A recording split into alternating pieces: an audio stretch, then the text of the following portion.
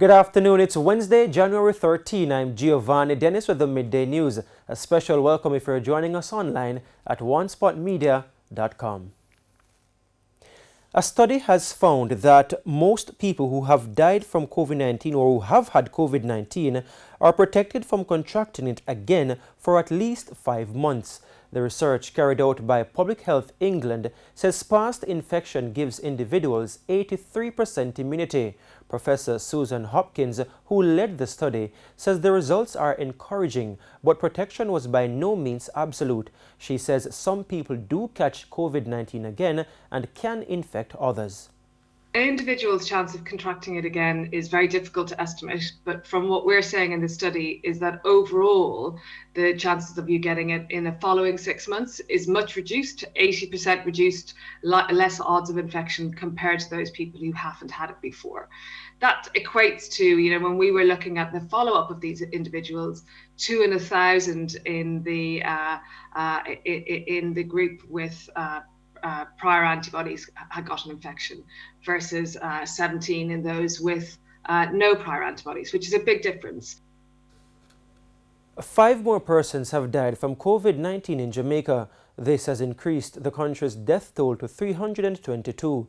The latest deaths are a 66-year-old man from St. Anne, a 67-year-old St. Catherine woman, an 80-year-old woman who lived in St. James, an 82-year-old woman from Kingston and St. Andrew, and an 85-year-old man also from Kingston and St. Andrew. Meanwhile, 63 new cases were confirmed Wednesday. The country's case count now stands at 13,915. As the world grapples to contain the spread of the COVID-19 pandemic, CARICOM is calling on member states to work together. This to ensure equal distribution of vaccines when they arrive in the region. Details in this report. CARICOM has called for a summit to address the matter of equal access to COVID-19 vaccines when they arrive in the region. Following a statement issued on Wednesday, CARICOM said it was deeply concerned at the current prospect of inequitable access to vaccines, especially for frontline workers and the vulnerable population. Epidemiologist Professor Peter Figueroa is calling on countries within the region to speak out on the issue. So it's always good when lesser developed or low income and middle income countries speak out on these issues. Now, to change the actual reality is going to require a lot of hard work and advocacy. CARICOM says given the transmissibility of the virus, all countries are vulnerable and should work together. It's why Professor Figueroa is supporting the call for frontline workers to be considered a top priority. Let us ensure that all countries have some of the early limited supply of vaccine to give to their frontline health workers so that all health services in every country globally can sustain its health services for their people. Professor Figueroa believes the government should continue having talks with vaccine developers across the world, but should exercise caution in choosing where the vaccines are sourced. I think we should accept vaccines from anywhere once the independent regulators and the independent experts at WHO say that this vaccine meets the necessary criteria. As of January 9, 43 COVID-19 vaccines were being developed across the world that are in Phase 1 trial, 21 in Phase 2, and another 20 in Phase 3 trials. 7 vaccines are in early use and 3 are fully approved for use. The government is being called on to provide another stimulus package for the tourism sector. The call comes from the president of the Montego Bay Chamber of Commerce, Janet Silveira. While addressing a chamber meeting Wednesday, Ms. Silveira said tourism-dependent entities have reported up to 70% decline in business, forcing some to cut staff and others to close. She added that with new COVID protocols for travelers to the UK, Canada and the US, things will get worse, and the local patrons alone cannot sustain the sector. The livelihoods of many have been severely affected, and there are not many alternatives at this time. Some people tell you that children are without food, and educational supplies. You already know this. I'm not telling you anything that is new, because parents are out of work or are forced to accept a pay cut and cannot make ends meet. Business owners are feeling it, and many are trying to carry the weight of their employees and the welfare of their employees' families on their back. And Ms. Silvera is calling on the government to consider setting up a field hospital in Montego Bay to relieve the burden on the Cornwall Regional Hospital. Such a facility would enhance the ability of CRH to better serve the increase in patients, both for COVID-19 and other illnesses. This would alleviate the stress on the limited offerings from the present hospital. It is our understanding that some specialized services were reduced in order to accommodate COVID-19 cases, and that has had adverse implications. Now, she said that such a facility will also help the hospital to focus on non-COVID cases. Auditor General Pamela Monroe-Ellis says oil refinery Petrojam, which was at the center of nepotism and corruption allegations in 2018, has made headway in implementing corrective measures. In the Auditor General's annual report for the 2019-2020 fiscal year, which was tabled in the House of Representatives Tuesday, Mrs. Monroe-Ellis commended Petrojam's management for improving transparency at the refinery. She said a review of Petrojam's implementation plan revealed progress regarding the strengthening of oversight responsibilities of the Board of Directors, while there is now increased supervision of donations and checklists to allow for due diligence and transparency. Now, the Auditor General also noted that Petrojam has taken steps to reduce oil losses, such as tank repair and preventative maintenance programs, security measures, as well as sampling and testing procedures. Now, in 2018, it was revealed that Petrojam suffered $5 billion in oil losses. Officials at Petrojam were unable to account for more than 600,000 barrels of oil. Vendors in the Mandeville market are taking issue with the treatment being meted out to them by the Metropolitan Police from the Manchester Municipal Corporation. Now, among the claims by the vendors are the destruction of their stalls and inadequate time to pack their goods and vacate the market. Shamila Pullen has their story. Michael Edwards has been selling in the Mandeville market for the past 7 years. Mr. Edwards says he takes his goods out once per week, which is every Wednesday, to sell. But he told TVJ News that whenever he leaves his stalls at the market, they're often destroyed by the Metropolitan Police. He's not sure why, but said it is frustrating him. I want the authority to tell me, how can you in a market with your stall, right? The same stall where you pay market fee offer. Every month that stall chop up. You have to buy a pallet. You have to pay a man to make the stall, and every month them come on and chop up the stall where you sell on the same stall where you use sell money, and then for turn on pay them the market fee from the money. And then don't have one record of me don't pay them the market fee. Every time me come, when you come, you have an early collector that come and collect the money, and you pay $500 every time. Another vendor who goes by the name Blossom sells fruits and vegetables. Miss Blossom is calling for more time to pack up her goods and get them out of the market before it closes. I would like to know the time the market must close, because on a Wednesday they give me out here to sell. We have somebody to carry the load, but the person cannot carry everybody one time. Sometimes when them come, they lock the market house. Half of me load out here and half in the market house. So half of the load have to tie up outside and half inside. So they don't leave the gate open. They should take up our things in peace and tie up and go home. The vendors want the Metropolitan Police to be patient with them and stop destroying their goods. They're also calling for an investigation into the matter. Mr. Mackenzie, at that party me vote for 5 days me ban a vote. You hear what I tell you? Mr. Mackenzie give him people in their town place to sell. You see him selling laugh, he go for the 14 parish. And that me I say. You see him other way selling them their town if they are Manchester too. We see certain street of town occupied by selling. Why can't my Mandeville? And I see him selling people them. Me want the government or Mr. Mackenzie. Because when them abuse there, they say 2 we vote for Mr. Mackenzie them. And Labour to vote for some make them come give place to sell. Shamela Pullen, TVJ News. And we now take a break on this Thursday, January 14 edition of the Midday News. We'll be right back.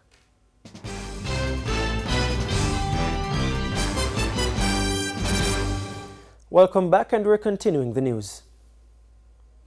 The government has extended the island-wide curfew to January 31. The current curfew ends tomorrow.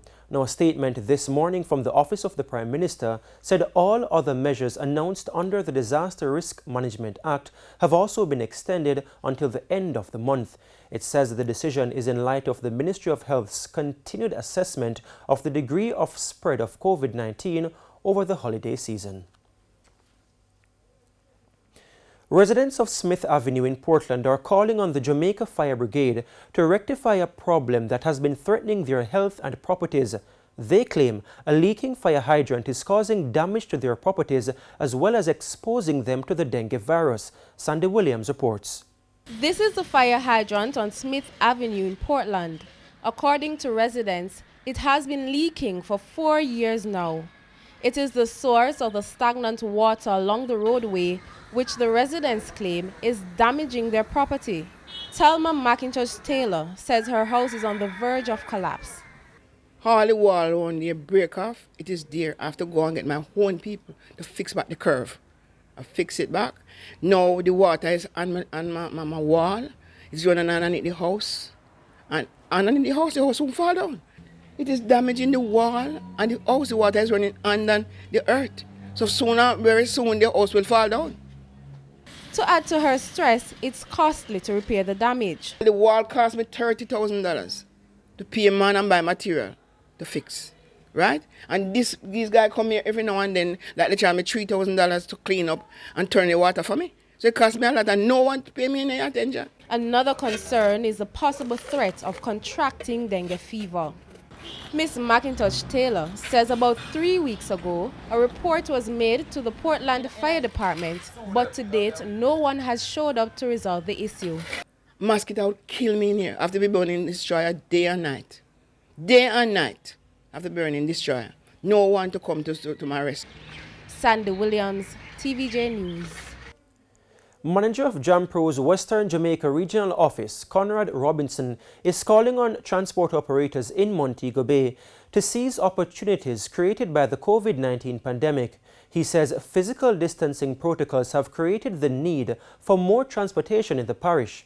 As such, he's urging small operators to organize and get on the business opportunity. Like a city in Kingston where you have a number of taxi service that you can call and have them come pick you up, take you to your destination in comfort and in style. We have a few of those here in Montego Bay. I believe because of COVID, a service like that is needed in the city. He says there is a market for more legitimate taxi operators which is not being exploited. But we do have in the city of Montego Bay, the Montego Bay Metro, which is really an offshoot of the JUTC.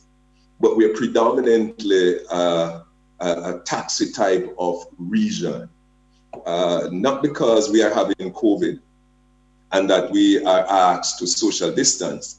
I feel like there is an opportunity for organized, business-oriented transportation services to come in on stream. The Clarendon police recovered a motor car on Wednesday that they believe was being used to transport stolen animals. A white Toyota Axio motor car was seized in 19 Mile on the outskirts of Maypen. Police say the occupants of the motor vehicle released a goat when they saw the police. It's suspected that the men were attempting to steal the animal. The men also abandoned the motor vehicle. They are being sought by investigators. The National Leadership Prayer Breakfast will be held virtually on Thursday, January 21, under the theme Keep Hope Alive. Now, due to the impact of the COVID-19 pandemic, the event will be streamed on Zoom, YouTube, and Facebook, as well as traditional media platforms. This year, we will have 3 prayers for the nation, 1 from each county. There will be 2 speakers, one to address our youths. He is Mr. Fitzroy Wickham, the 2020 Rhodes Scholar. The main speaker is Reverend Dylan Toussaint, who is a member of the Baptist denomination. The annual event brings together leaders from the government, the church, and civil society for prayer and to seek divine direction for the development of the country. In news overseas, in the wake of last week's insurrection of the Capitol Hill and Wednesday's stunning impeachment of President Donald Trump, officials fear agitators may be ramping up efforts to attack the Capitol over the course of the next week. The recent events are adding to the list of crises facing President-elect Joe Biden as he prepares to assume office. More from the CNN. The consequences of the January 6th storming of Capitol Hill are hanging over Washington. The president, impeached Wednesday for an historic second time over a charge of incitement of insurrection, is now calling for calm. All of us can choose by our actions to rise above the rancor and find common ground and shared purpose. The Senate trial is likely to be a cloud over President-elect Joe Biden's first days in office. But in a statement Wednesday, Biden said in part, "I hope that the Senate leadership will find a way to deal with their constitutional responsibilities on impeachment while also working on the urgent business of this nation." This comes as security concerns are growing over the threat of possible violence ahead of next week's inauguration. This is a mega assault on our Constitution. In preparation, more than 20,000 National Guard troops are expected in Washington. D.C. Mayor Muriel Bowser is urging people not to come to the Capitol and wants to put public gatherings on hold. We know that is the right choice and the best way to keep everyone safe. Federal law enforcement has arrested more than 30 people on charges related to the insurrection, as Democratic members of Congress are calling for investigations into some of their colleagues who they allege may have helped the rioters.